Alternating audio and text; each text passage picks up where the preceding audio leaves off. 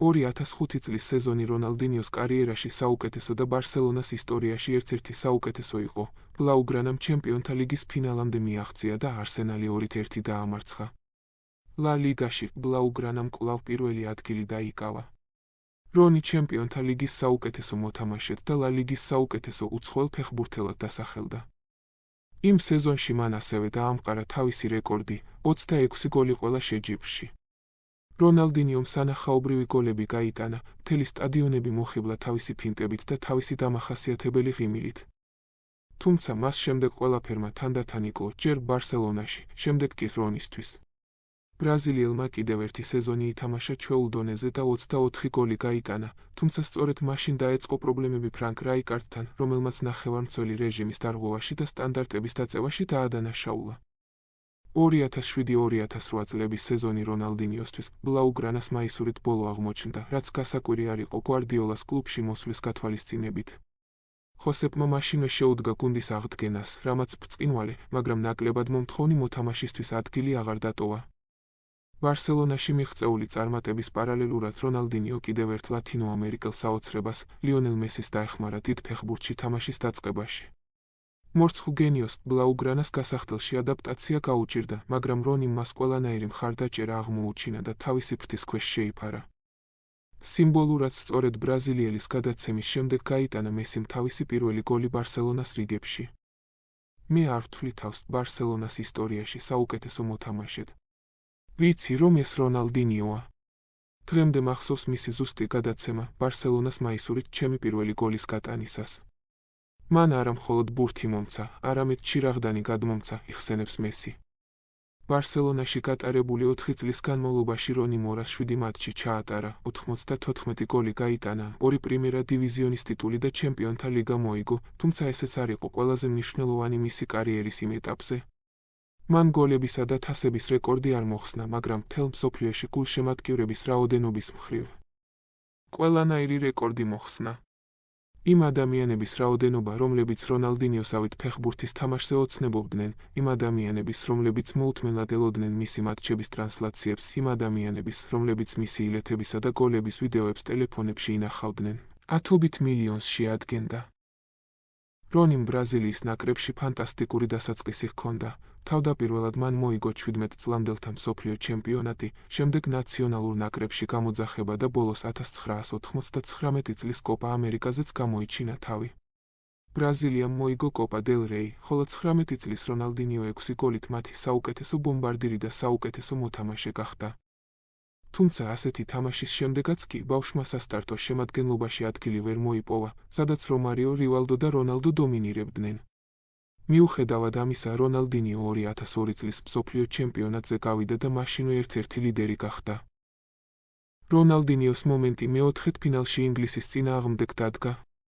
ახლა ცოტა უცნაურად ჟღერს, მაგრამ ინგლისი პრაქტიკულად ფავორიტი იყო იმ მატჩის წინ, რომელსაც ოქროს ბურთის მოქმედი გამარჯვებული მაიკლ ოუენი და დევიდ ბეკჰემი ჰყავდა, ასევე სამაგალითო დაცვა ჰქონდა, ინგლისმა 4 მატჩში 1 გოლი გაუშვა.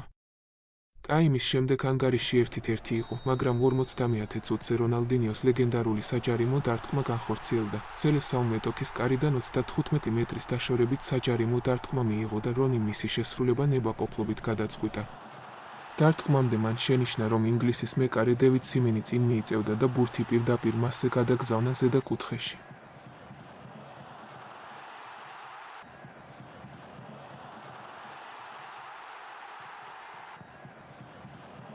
ხალხი დღემდე მეკითხება, მართლა აპირებდა რონალდინიო ამ დარტყმის განხორციელებას? და მე დღემდე არ ვიცი. ვფიქრობ, უბრალოდ გაუმართლა.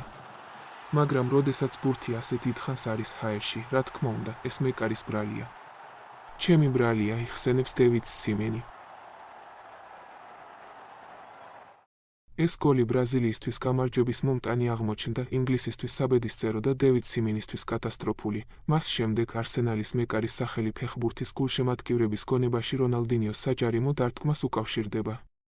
რონი თავად მატჩის ბოლოსკენ გააძევეს, რამაც მას მოედანზე დაბრუნება გერმანიასთან ფინალამდე არ მისცა, რომელიც ბრაზილიამ მოიგო და მსოფლიო ჩემპიონი გახდა. სწორედ მაშინ მოიპოვა რონალდინიომ ეროვნული ნაკრების ერთ-ერთი ლიდერისა და მთავარი ვარსკვლავის სტატუსი ლეგენდარულ რივალდოსა და რონალდოს დონეზე. სამწუხაროდ სკოლარიმ, რომელმაც ეს გუნდი ერთიან გუნდად აქცია და შედეგების მისაღწევად იყო ორიენტირებული, თანამდებობა 2002 წლის მსოფლიო ჩემპიონატის შემდეგ დაუყოვნებლივ დატოვა და მის ნაცვლად ალბერტო პარეირა დაინიშნა.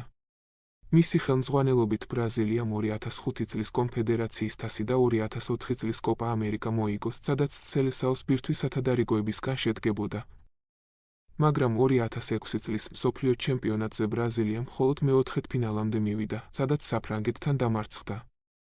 ეს რონალდინიოს ბოლო მსოფლიო ჩემპიონატი იყო, დუნგამის 2010 წელს უგულებელყო, ხოლო თავად ლუის ფელიპე სკოლარიმ 2014 წელს შანსი არ მისცა.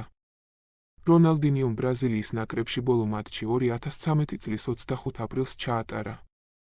2002 წლის მსოფლიო ჩემპიონატის შემდეგ რონალდინიოს მსოფლიო ფეხბურთის მწვერვალზე ასასვლელად დიდი დრო არ დასჭიროებია. ბარსელონაში გატარებულმა პირველმა სეზონმა 22 გოლით საფეხბურთო საზოგადოება აღაფრთოვანა, რომელმაც ბრაზილიელი ოქროს ბურთის ფინალურ სამეულში შეიყვანა.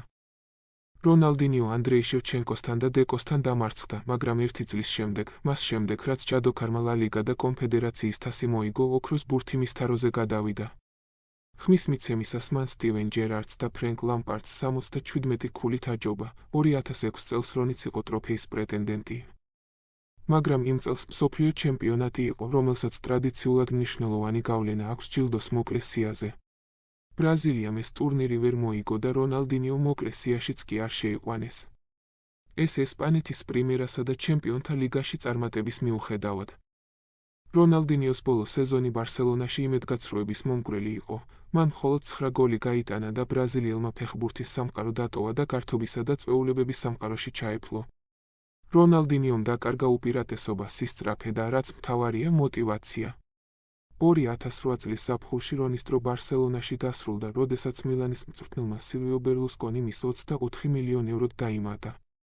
სილვიო ერთადერთი არ იყო, ვინც ვარსკვლავის მოსვლით აღფრთოვანებული იყო. კარლო ანჩელოტიმ მოგვიანებით თქვა, რომ ტრანსფერის დასრულების შემდეგ შფოთვის გამო 24 საათის განმავლობაში ვერ იძინებდა. თუმცა რონალდინიოს პირველი სეზონი სერიაში ლა ლიგაში მისი ბოლო წლის მსგავსი იყო, ის აგრძელებდა ცხოვრებისეული სიამოვნებებით ტკბობას და ფეხბურთს თავისი განწყობის მიხედვით თამაშობდა. მიუხედავად იმისა, რომ პირველი 6 თვის განმავლობაში მან მაინც აჩვენა გარკვეული დონის თამაში, 9 გოლიც კი გაიტანა, რასაც მოჰყვა ბნელი პერიოდი, რომლის გადალახვაც კი ვერ შეძლო პაპა კარლომაც კი, რომელიც ბრაზილიელის ზედმეტად ტოლერანტული იყო. 5 თვეში რონი მხოლოდ 1 გოლი გაიტანა და სასტარტო შემადგენლობაში საერთოდ არ იყო. თუმცა სეზონის შემდეგ ანჩელოტიმ მილანი დატოვა და ახალი მწვრთნელი ლეონარდო არაუჟო გახდა. მწვრთნელმა როსონერის შეტევა დაცვითი სამუშაოებისგან გაათავისუფლა და ალექსანდრე პატოს და რონალდინიოსაც სრული თავისუფლება მისცა. შემდეგ კი რონი კვლავ აყვავდა. დიახ, მას არ შეეძლო მოწინააღმდეგის განადგურება თავისი ადრინდელი ენერგიითა და სისწრაფით. მაგრამ მისი ტექნიკა მაინც შესანიშნავი იყო. იმ სეზონში 43 მატჩში რონალდინიომ 15 გოლი გაიტანა და 15 საგოლე გადაცემა გააკეთა. აქედან 14 სერიაში იყო რეკორდი. ფეხბურთის დონის თვალსაზრისით ეს სეზონი რონის ბარსელონაში გატარებულ დღეებს უტოლდებოდა. სამწუხაროდ გაგრძელება არ მოხდა. მასიმილიანო ალეგრი მილანში საკუთარი ფეხბურთის ხედვით ჩავიდა, რომელშიც ბრაზილიელი არ ჯდებოდა. 6 თვის შემდეგ რონალდინიო სამშობლოში, ფლამენგოში დაბრუნდა. ფლამენგოში, სადაც მან 2 სეზონი გაატარა და 72 მატჩში 28 გოლი გაიტანა, შემდეგ კი ატლეტიკო მინეიროში, რომელთანაც კოპა ლიბერტადორესი მოიგო, რონალდინიო კვლავ თამაშობდა ფეხბურთს, ამასთან ახლდა ცოტა ოდენი ალკოჰოლის მიღებაც. 2014 წლის მსოფლიო ჩემპიონატის გამოტოვების შემდეგ რონიმ ფაქტობრივად პროფესიული ფეხბურთიდან წავიდა.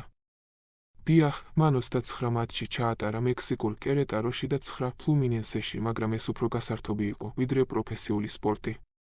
იმ დროისთვის რონალდინიომ ყველაფერი მოიგო, რაც კი შეეძლო და ცხოვრებით ტკბებოდა. რონალდო და რივალდო ბრაზილიის ჩემპიონატის მთავარი ვარსკვლავები იყვნენ, მესი და კრიშტიანო რონალდო კი ამ საუკუნის მთავარი ვარსკვლავები არიან და ეს უდავოა. თუმცა რონალდინიო განსხვავებულია. ის არ არის მხოლოდ დიდი სპორტსმენი, რომელმაც მიაღწია უმაღლეს დონეს. რონალდინიო ფეხბურთია თავისი სუფთა სახით. მან მთელი ცხოვრება თამაშის ტკბობას მიუძღვნა და მილიონობით გულშემატკივარ სიხარული მოუტანა. ის, რაც მან მოედანზე შექმნა, არ იყო მხოლოდ სპორტი, ეს იყო ხელოვნება.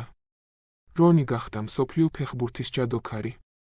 ითამაშა როლი მესის ნომერ პირველ მოთამაშედ ჩამოყალიბებაში და გახდა მენტორი და მისაბაძი მაგალითი მილიონობით ბიჭისთვის მთელ მსოფლიოში, რომლებსაც მისი თამაშის ნახვის შემდეგ ფეხბურთი შეუყვარდა.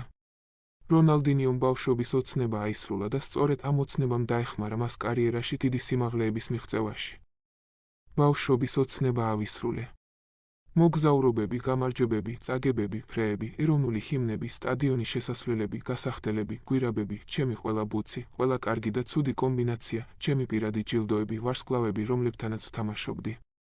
ეს საოცარი იყო. ძალიან მიხარია, რომ ეს სპორტი ჩემს ცხოვრებად და საქმედ ვაქციე.